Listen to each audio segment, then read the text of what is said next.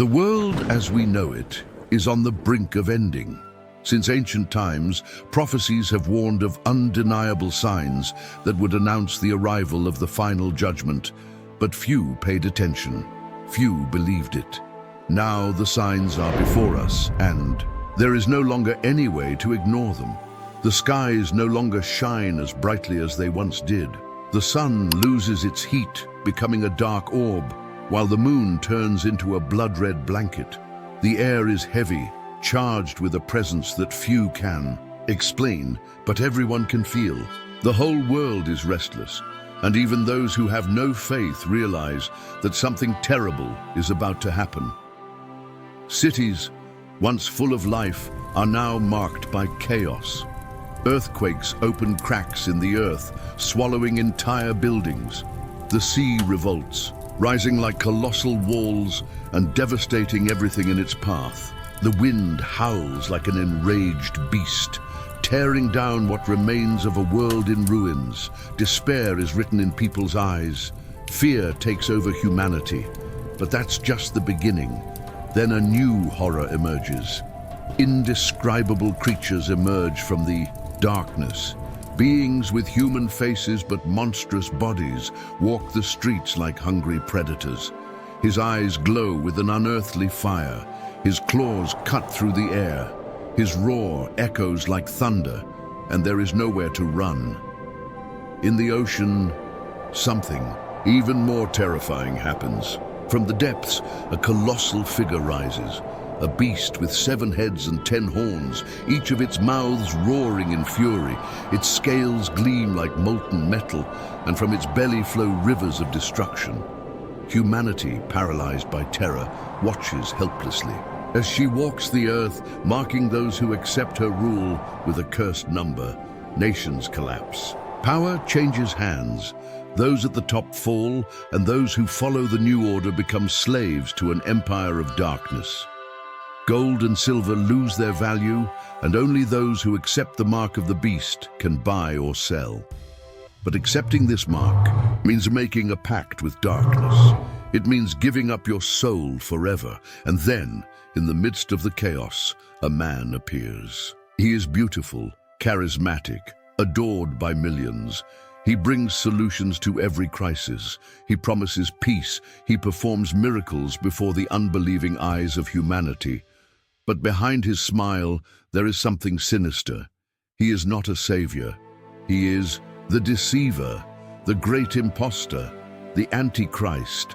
Under his command, sacred temples are destroyed, faith is ridiculed, and those who refuse to follow him are hunted down mercilessly. The chase begins. The resistance is crushed. The world now belongs to him, but only for a while. For the true king is about to return. And then a deafening sound tears through the heavens, a thunder that echoes throughout the universe. The clouds part like a veil being torn, and a blinding light shines from above. The heavens tremble. The earth shakes, and all the nations look up, witnessing something they could never have imagined. He is coming, riding a white horse with flaming eyes and blood-stained clothes. On his head there are many crowns. In his hand a sword that shines with the fire of justice. And behind him a countless heavenly army, descending like a storm. The powerful of the world tremble. The armies of the Antichrist gather for the final battle, but before the King of Kings, they are nothing. With just one word, mountains are reduced to dust. With a single glance, the armies of hell are cast into the eternal abyss. The Antichrist and his followers fall before the true Lord. The judgment has come, and then everything goes silent. Evil is eradicated. The crying and pain disappear. The sky turns blue again. Earth renews itself, and from above a glorious city descends from the heavens, shining like pure gold. A new era begins. Eternity begins, and those who resisted deception, those who remained faithful, enter the kingdom, where there is no more death, no more suffering, no more fear. But the question remains, are you ready for that day? Or will you continue to ignore the signs? The time of grace is coming to an end. What was once just a distant prophecy now unfolds before humanity's eyes. The celestial clock approaches its final strike, and each passing second brings the world and closer to the inevitable. But even so, many remain blind, refusing to see what is happening around them. Destruction is no longer a warning. Now it is a reality. The waters of the oceans boil as if they were alive. From the bottom of the sea, columns of fire and sulfur rise, transforming the surface into a spectacle of terror. Ships are swallowed as if they were paper toys. Entire islands disappear, sucked into a black vortex that opens up in the depths of the ocean. The waves, gigantic as mountains, sweep the coasts, taking entire cities with them, but even that doesn't do it. Humanity repents. In the sky, the signs multiply. Meteors fall like flaming arrows, striking the earth with the fury of an avenging army. The air becomes toxic. Crowds roam the streets, suffocated by the thick smoke that covers the sky. There is no more sun. There are no more stars, only darkness and terror. And then from the depths of hell, a new horror emerges. Grotesque beings, half human, half demon, crawl out of the shadows. Their black wings beat against the wind. Their eyes glow with intense red. They have no mercy. They have no remorse. Only one mission: to hunt down those who still dare to resist. Atop a black throne, the Antichrist observes the chaos he has created. He smiles. His voice echoes across the world, offering safety to those who accept his mark. But this safety is an illusion. It is a trap. Those who submit to him lose more than their freedoms. They lose their souls. And then, amidst the ruins, a small group stands firm. They are few. They are weak in the eyes of the world. But they have something that others do not: faith. They know that this is not the end. They know that there is a greater promise, and they wait for the return of the one who must come. And then the sound of a trumpet echoes through the heavens. It is no ordinary sound. It vibrates in the bones. It makes the heavens tremble. It announces that time is over. The sky opens, and what emerges from within it is not a star, not a meteor, not a human army. It is the King of Glory himself. Mounted on a white horse, his robes shine with a splendor that no darkness can extinguish. His eyes are like living flames. In his mouth is a sharp sword, capable of destroying any enemy with a single word, and behind him countless heavenly warriors descend like a storm. The army of God advances. There is no fear, there is no hesitation, only the fulfillment of a destiny that was written from the beginning. The armies of the beast gather, tanks, guns, bombs. They believe they can resist, but how can creation fight against the Creator?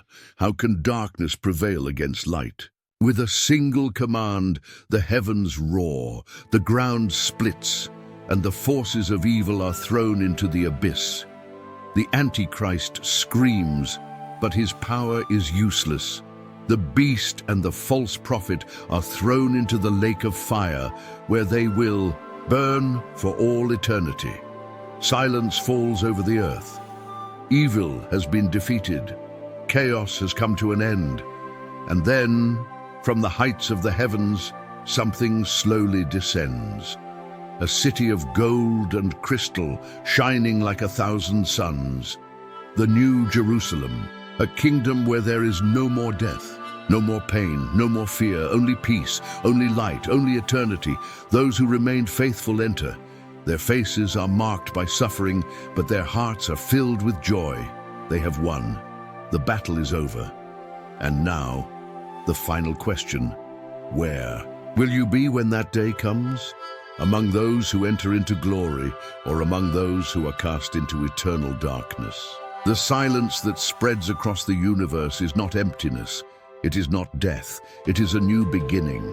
The dust of the last battle finally settles, and the great book of destiny closes over a world that no longer exists. The earth that once burned in chaos, now shines under the light of a new sun.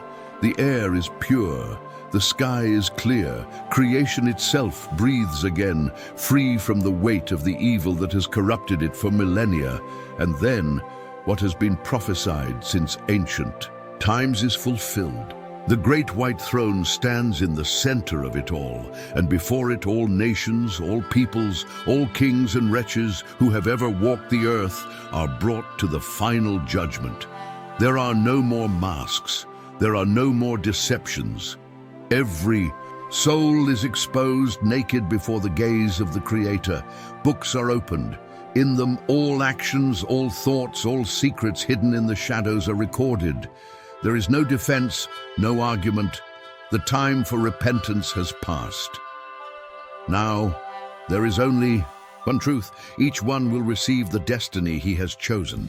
And then the Lamb looks at his own. Those who did not bow down to the world, those who suffered but did not give up, their names are written in a different book, a book that can never be erased, the book of life. And for these, the sentence is not one of condemnation, but of glory. The King stands up, opens his arms and says, "Come, you who are blessed by my Father, enter the kingdom prepared for you from the foundation of the world." And like a storm of light, they enter. They enter the promised city, where the streets are made of gold, the rivers shine like crystal, and there are no more tears, no more pain, no more death.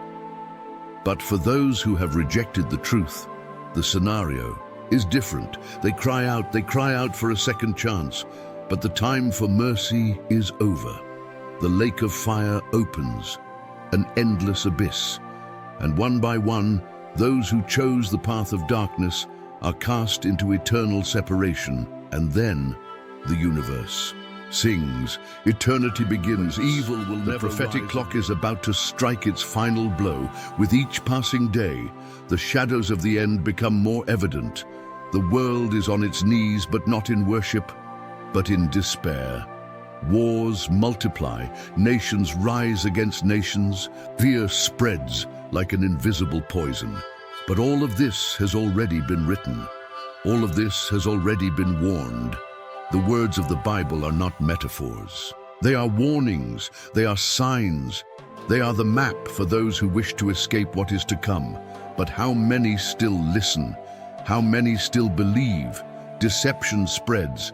Technology, once an ally, now becomes a tool of control. Look around you. See how invisible eyes monitor your every step.